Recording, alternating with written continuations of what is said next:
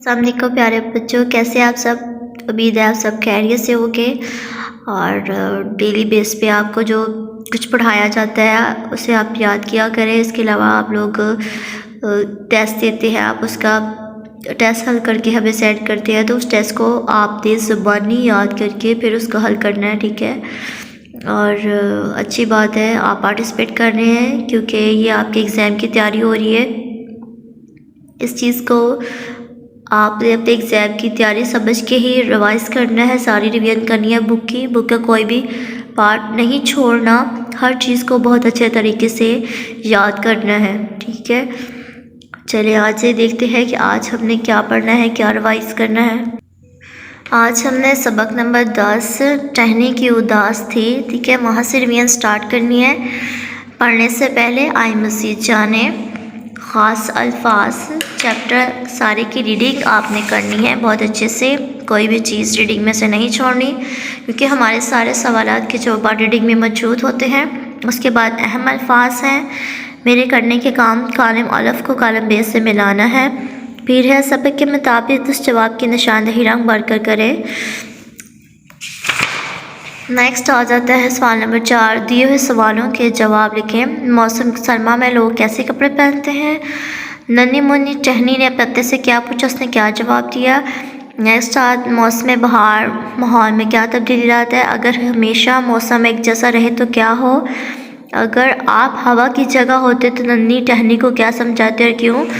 उसके बाद आ जाता है सवाल नंबर 6 में पहेलियाँ दी गई हैं, उनके आंसर आपने निकालने हैं, कौन कौन से हैं। नेक्स्ट आ जाता है हरूफ इस्तिजाब, ठीक है, उसके अकॉर्डिंग सवाल नंबर 7 को कंप्लीट करना है। और नेक्स्ट आ जाता है कि फ़िल माजी फ़िल हाल और फ़िल मुस्तक़बिल की निशानदही करनी है।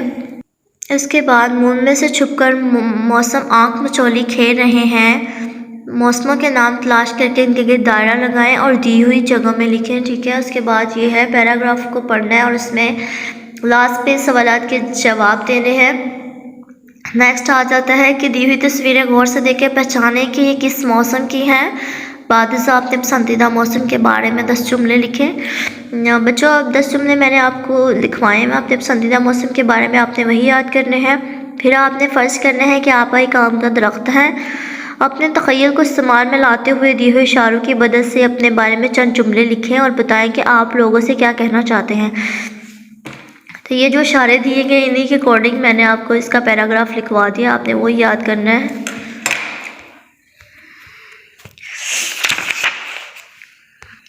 नेक्स्ट हमारा सबक नंबर 11 है, हम फूल एक चमन के, हमारी ये नज़म है, ठीक है। और पढ़ने से पहले आए मज़ीद जाना, फिर नज़म जो है वो ज़ुबानी याद करनी है उसके साथ तरन्नुम के साथ, और ये ख़ास अल्फाज हैं पढ़ने के दौरान में। नेक्स्ट है दिए हुए अल्फाज के मानी समझें, फिर मेरे करने के काम और सबक के मुताबिक दूसरे अल्फाज का खाली जगह मिसरे मुकम्मल करें। नेक्स्ट सवालात के जवाब देने हैं। इत्तेहाद, तंजीम और यकीन किसका कौल है, इसका क्या मतलब है। दूसरे बंद में शायर ने परचम से मोहब्बत का इजहार किस तरह किया है। नेक्स्ट है आखिरी बंद में शायर ने किन राहों पर चलने की बात की है। अपने वतन को जन्नत बनाने के लिए हम क्या कर सकते हैं। और आपको इस नज़म का कौन सा बंद सबसे ज़्यादा पसंद आया, क्यों। उसके बाद सवाल नंबर 5 है, आपस में बातचीत करें, बताएं कि आप अपने वतन के लिए क्या क्या ख्वाब देखते हैं। ये मैंने करवाया है, उसके अलावा लिखा भी हुआ है सामने, आप यहाँ से भी देख सकते हैं। फिर वाहद जमा है, वाहद जमा के अकॉर्डिंग सवाल नंबर 6 को हल करना है।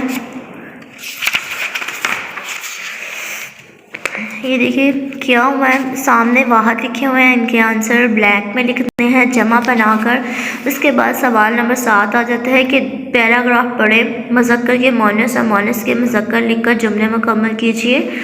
नेक्स्ट आ जाता है लफ्ज़ों का खेल और अल्फाज के हम आवाज़ अल्फाज मुँह में से तलाश करके इनके गिर्द दायरा लगाएं, इनके सामने लिखें।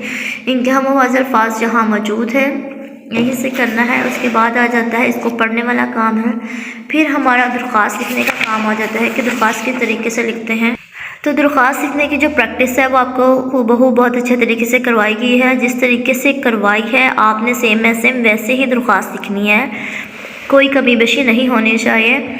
सवाल नंबर 14 है कि सवाल नंबर 10 है, 14 अगस्त के मौका पर अपने स्कूल में तकरीब का इनकाद करने के लिए स्कूल के हेड मास्टर साहब या हेड मिस्ट्रेस साहिबा का नाम दरख्वास्त लिखें। ठीक है, तो ये दरख्वास्त मैंने आपको करवाई है, आपने उसे याद करना है, उसे आपने फिर लिखना भी है। ठीक है, और ये सारा जितना पढ़ाया जाता है डेली बेस पे उसको अच्छे तरीके से याद किया करें और ज़बानी लिखने की कोशिश किया करें, क्योंकि आपके एग्ज़ाम की तैयारी हो रही है। जब आप ज़बानी लिखेंगे नहीं तो फिर आप एग्ज़ाम में कैसे लिख पाएंगे।